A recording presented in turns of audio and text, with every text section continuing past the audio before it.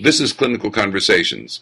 Earlier this month, the Annals of Internal Medicine published a study examining the question, what are the intermediate-term outcomes of diabetes care provided by three classes of practitioners: physicians, nurse practitioners, and physician assistants? The researchers went to great pains to eliminate bias in their results, and we're fortunate to have the study's lead author, Dr. George L. Jackson, and the senior author, Dr. Perry Morgan, as our guests. Dr. Jackson is a research health scientist and director of the Implementation and Improvement Science Lab in the Center of Innovation to Accelerate Discovery and Practice Transformation, also called ADAPT, at the Durham, North Carolina VA healthcare system. He's also an associate professor in the Department of Population Health Sciences and Division of General Internal Medicine at Duke University. Dr. Morgan is a practicing PA and professor in the Physician Assistant Program at Duke University, where she directs the research program. Welcome to Clinical Conversations, Dr. Jackson and Dr. Morgan. It's a pleasure to be here. Thank you for having us. Let me try to summarize your design. You examined the electronic records of some 370,000 VA patients with diabetes from over 550 facilities across the country during a 2-year treatment span. Clinical measures of diabetes control during the second of those 2 years were compared according to the classification of their primary care provider, the clinician they saw most often. The measures of control included hemoglobin A1C, systolic blood pressure, and low-density lipoprotein. Is that accurate so far? Absolutely. Okay. Then, keeping the numbers to a minimum, tell us what you found.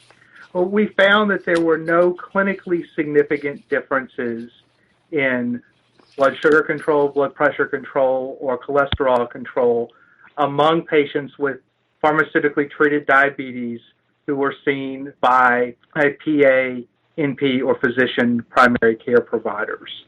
And so you defined those primary care providers in a rather strict way. First of all, if it was clear that the care was under the control of a resident in the program, you didn't include that patient.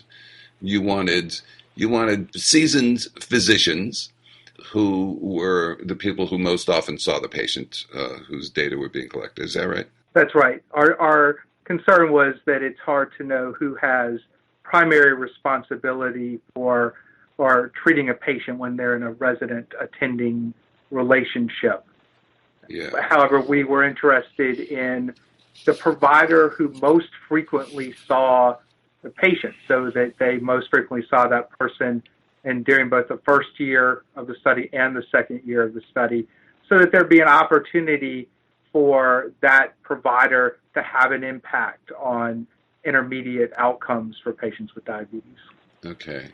Yes, go ahead, Dr. Morgan. We felt that it was really important to define the primary care provider as the provider who most often saw the patient, because we've seen in other settings in our other research that sometimes organizations will assign a primary care provider to a patient, but that might not be who the patient ends up actually sort of sticking with. Uh-huh. So we wanted to use the on-the-ground, who actually saw this patient the most over the course of these 2 years. And we were interested to see that the primary care providers saw the patients for an average of about 75% of their visits. So they were truly primary, we think. Okay. And so these patients, the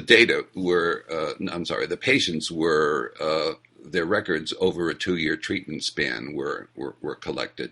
And you used the data from the second year. Now, did you compare it with the data in the first year? We didn't specifically look at data from the first year. Our notion was that we wanted to make sure that there was a temporal relationship between, in this case, what we would call the exposure or the type of primary care provider that was seen by the patient, and all of the factors that we took into account to try to ensure that the patients that are seen by NPs, PAs, and physicians in the study are comparable. Okay. So we wanted that to be from the first year and the outcome to be from the second year to ensure that temporal relationship. Okay. So when you looked at that second year data, you looked at it in aggregate. In other words, what you did is you averaged in all of the systolic pressures, say, from the second year. And then you said, how does this average compare with the average of patients seen by NPs? And how does it compare with the average of those in patients seen by PAs and physicians? Is that right? That's right. Okay. The reason we did that is because, for example, blood pressure may vary from visit to visit for a wide variety of reasons, so that we wanted to look at the average blood pressure, for instance, over the course of a year to be able to see if there's that level of what that level of control looks like. And so you did that as well with hemoglobin, A1C, and low density lipoprotein. That's correct. Oh, okay, good. So you went to some trouble to keep as I was reading your paper, I was kind of in amazement at the extent to which you tried to keep the sources of confounding to a minimum. And you've mentioned a few ways that you've done this. Did your statistician colleagues, were they impressed with this? Did they give you a clean bill of health and say, yeah, these data should really mean something? Absolutely. Well, one of the things about this kind of work is this is really a team sport, this research. So we had clinical expertise representing all the professions involved. We have epidemiologic expertise. We have an expert set of statisticians. And we did want to look at this work here and really take into account the potential that any differences that could have been seen might have been the result of differences in patients. Mm-hmm. Interestingly enough, these same results hold when we did not take any of this into account. So when we had what we would call an unadjusted analysis, mm-hmm. we didn't see differences. We also didn't see differences when we only looked at patients on insulin and patients not on insulin. Mm-hmm. We also didn't see clinically significant differences when we looked at patients who based on their risk scores were very sick versus patients who weren't very sick. So no matter how we slice these data, we were not seeing any clinically significant differences in these intermediate diabetes outcomes between the patients of NPs, PAs, and physicians. Okay. And you call them intermediate outcomes because these patients were only observed over this 2-year span. Well, we talk about those because we weren't looking at whether they had heart attacks or whether or not they had microvascular complications like blindness. Okay. But all of these outcomes are associated with those sort of downstream outcomes. All right. So it's a way to be able to look at things over a shorter period of time, essentially. And what surprised you, Dr. Morgan? What surprised you about the finding? Truthfully, I wasn't. These findings are really in line with other studies that have been done before in smaller samples, mm-hmm. but in many studies. The quality of care has typically been comparable amongst the providers. We felt that this was an opportunity to improve on the methods of other studies because we had this large data set in the VA, and were able to control for a number of problems that have arisen in a lot of the other studies that have been done. Okay. So we're really fortunate to have a really robust electronic health record in the VA, and we've had that for many years, which allows us to do some important things. One is we can tell the provider who is actually seeing in the patient when at an encounter. And then we can tell what is the profession of that provider. In some other data sets, like Medicare claims data, for example, it may be difficult to tell who actually saw the patient. For example, nurse practitioners and physician assistants may do something that they call incident to billing, or they bill under or a physician provider. And that's actually quite common in Medicare, for example. So when if we were to look at those data, we might not know who's actually providing the care, and those providers do that, and it's perfectly legal. It's very appropriate for them to do that, but it makes doing this kind of study more difficult. So in the VA, we know who's seeing the patient. We have a lot of information on those patients, like height and weight, and whether or not they're homeless, whether or not they're married, the distance that they have to travel to their provider, and we were able to take all of that into account.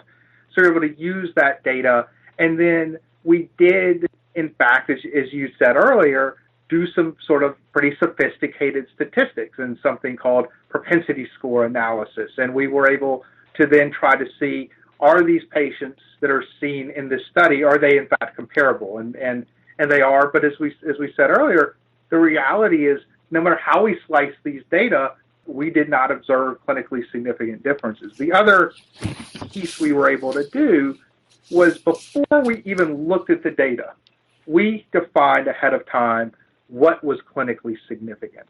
Yes. And we did this to avoid having any biases, so that we would go back and look and say, was that really clinically significant? And the reason we did that is when you have studies that have almost 370,000 people, very tiny differences can be what we would term statistically significant. Yes. But it may be that those statistically significant differences don't make any difference. So we determined that ahead of time, and we then were able to look and see if we had clinically significant differences. Yes, and as I recall, now I haven't read the paper in a few days, you did find one or two mathematically, that is to say statistically significant differences, but when you say, all right, so are these differences clinically significant, the answer was no. Absolutely, and that's really important, because while we certainly value the importance of things, whether or not things are statistically significant or not, and that is important in science, the reality is, again, when you have huge numbers of people represented in your data set, you don't want to take something that's statistically significant and put too much weight behind it. But it's important in this case to think about that ahead of time, which we did. Now, what have you heard from your colleagues about this paper? Have you had any reactions? Anyone stop you in the corridor? Or I think we get a couple of reactions. One of the questions that we get from a lot of providers as well were NPs and PAs just sending patients to endocrinology more frequently. And we were able to look at that in this paper. And the short answer is no. Mm-hmm. There weren't any important differences in the rates at which NPs, PAs, and physicians were sending patients to endocrinology or other specialty diabetes services in the VA. Yeah. So we were able to address that. But I think generally we've gotten pretty positive feedback on this, and people say that people do say this makes sense. Perry? I agree. One of the other questions or responses that we get is that even though people may not be surprised to see these intermediate diabetes outcomes similar across provider types, some people are skeptical about whether PAs and NPs might practice in some way that's less efficient, meaning they might need to see the patients more often in order to get the same outcomes, or they might do other kinds of referrals to specialists, or in some way cost the system more over the long run, even though their salaries are lower.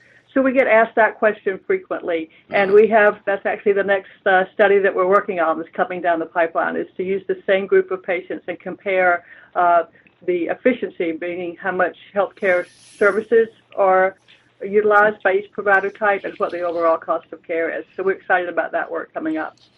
There was an intriguing editorial accompanying your paper in the Annals of Internal Medicine, and my favorite line was, well, first of all, I guess I had two favorite lines. They were both in the same paragraph. At the beginning of this paragraph, concluding the editorial, she said that it was time to embrace a variety of approaches to primary care. And then at the end, she says, it's time to end the practice of calling NPs and PAs mid-level providers. And I could imagine that your erstwhile mid-level provider colleagues must have cheered to see that. Yeah, for two reasons. One, because she said it, and second, because she called out the term mid-level providers, which most of us aren't real fond of. I can imagine you're not. So let me ask you both. What do you hope that the U.S. healthcare system will do with these findings? One of the issues that often comes up is a concern about the potential shortage of primary care physicians. And one of the important pieces here is that there has still been debate over whether or not it's appropriate for NPs and PAs to be in that primary care provider role. And diabetes is a complex condition. It requires a lot of medical management, drugs and insulin and other things, but it's also a complex psychosocial condition, and so providers have got to work with their patients on how do they manage the condition themselves. So we're excited that for very complex patients, there appears to be equivalent intermediate outcomes. So it really does appear to be very reasonable to have NP and PA primary care providers. And of course, the reality is that this is already happening, that about half of people who have a regular provider at some point in a year see an NP or a PA. About a third of visits in both the VA and community health centers or to PA or to an NP. So this is happening, and the good thing is that it increases, hopefully, people's comfort level with that. And Dr. Morgan, do you have any thoughts on what you'd like to see happen as a result of this research? Well, I think it does answer some questions that leaders and organizations might have about whether it is, as George alluded to, safe to have PAs and NPs be the primary or they be the lead of the team, the primary care provider for complex patients. Yes. And I think we've shown in a very large sample that's certainly the case, because that is that question about the role of PAs and NPs and what is appropriate still persists, and this may help to answer that. So some people feel that PAs and NPs should only take care of the least complicated patients, for example. Some organizations may not even let PAs or NPs be a primary care provider. Instead, they relegate them to roles supporting physician primary care provider. So this sort of, I think, validates this end of the spectrum of roles of the primary care provider being appropriate for PAs and NPs. Even with complex patients and even with chronic disease. All right. Well, I want to thank you very much for talking with me today, Dr. Jackson and Dr. Morgan. Thank you. It's been a pleasure. That was our 225th clinical conversation. The whole searchable collection is available free at podcasts.jwatch.org. Let us know how we can improve these chats. Email me, jelia@nejm.org. We come to you from NEJM Journal Watch. The executive producer is Kristen Kelly. I'm Joe Elia. Thanks for listening.